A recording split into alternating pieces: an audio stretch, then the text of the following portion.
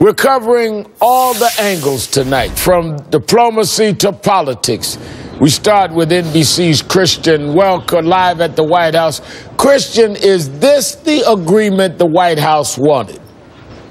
Well, Reverend Al, I think the White House believes this is the best deal that they could get. You heard President Obama in the Rose Garden calling this an historic day, touting the fact that this deal, in his words, is a good deal. And now the hard work begins for President Obama. He's got to sell this to the American people and to a very skeptical Congress. He's already started that outreach today, placing calls to congressional leaders. And he is highlighting what he believes will be some of the biggest selling points. First, the fact that, in his words, this deal is not about trusting Iran. It is about verification, almost anticipating some of the criticism that he's going to get from those who will say that Iran can't be trusted. Also touting the fact that Iran has agreed to decrease its centrifuges by 2/3 and that it would increase the breakout time for Iran to get a nuclear weapon from 2 to 3 months, where it's estimated right now, to a year or more.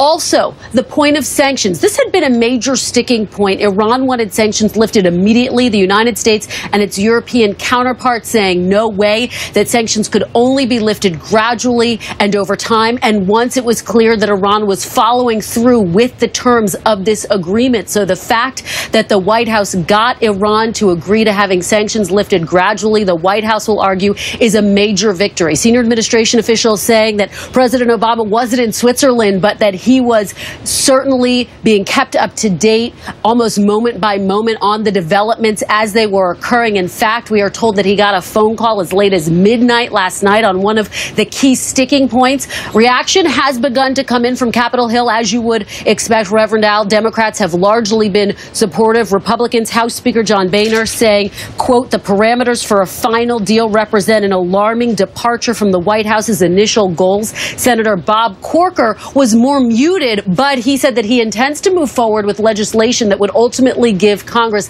the final say on any final deal. President Obama today reiterating that he will veto any legislation that Congress brings. The White House feels as though that could undercut a final deal. And Reverend Al, remember, this is the framework for a final deal. The final deadline is June 30th. This is very much a legacy issue for President Obama. He wants to see this done before he leaves office. Reverend Al.